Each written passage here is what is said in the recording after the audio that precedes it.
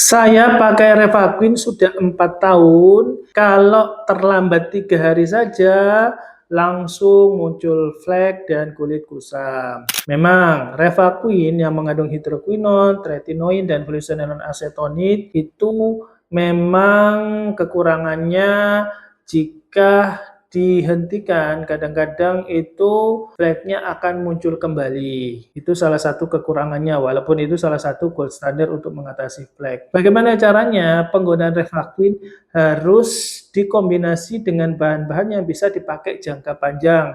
Artinya jangan cuma tergantung sama Revaquinnya saja. Salah satu bahan yang unggulan dipakai jangka panjang menurut beberapa jurnal yaitu yang mengandung sisteamin. Salah satunya serum zeaxanthin ini sudah mengandung sisteamin, astaxanthin, antioksidan yang kuat, niacinamide, dan juga vitamin C.